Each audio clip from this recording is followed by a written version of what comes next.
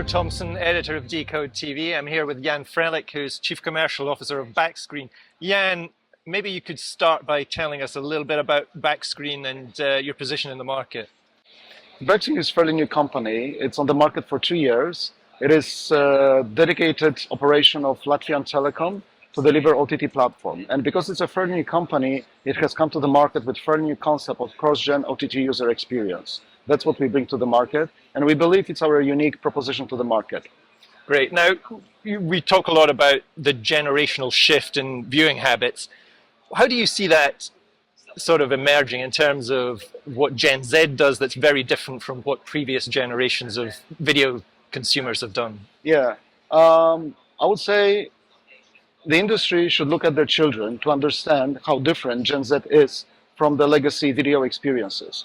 And then the industry should look at the numbers, and the numbers show that this generation spends the most of the time on media, but most of the time is not with traditional operators. Most of the time is with Instagram and TikTok. So basically, the industry should see that their future is not with them. And hence the question, how to secure your future? How to win back Gen Z from TikTok and Instagram? This is the problem we are trying to point out in the industry. And also we come with a solution, a proposal on the distribution side, how to make it happen. And can you expand on that and tell us a bit about your solution for this? Right. So first thing to understand is that Gen Z, young generation, consumes different forms of content in different ways. It's not about long-form horizontal, it's about short-form vertical content.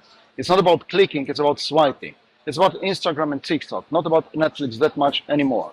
And what we bring to the market is the platform which in a single user interface, in a single application, provides both experiences, clickable and fixed type of experience, but when you press the button, you go into Instagram mode or TikTok mode or swipe mode, and this is the mode that should be particularly appealing to Gen Z.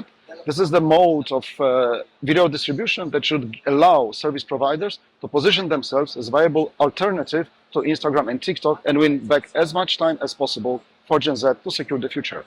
Finally, Jan, how do you see this evolving? How are these shifts going to take place in the future, and what's going to happen in the next year or so? So the last 10 to 15 years was dedicated to basically converting VHS rental store into digital clickable shelf. And in the meantime, people were telling us on the silver side, we still like live TV. And on the young side, we're not after clicking. We want something else, something different.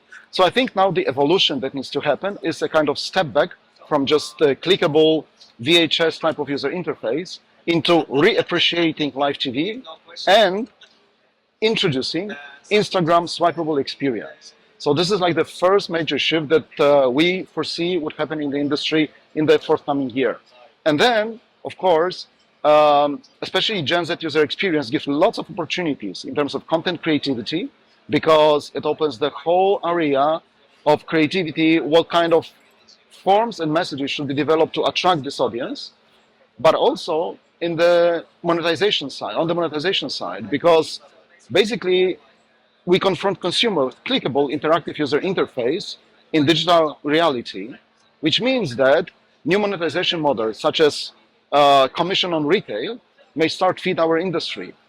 It should reevaluate position of advertisement in the whole value chain and in the product portfolio.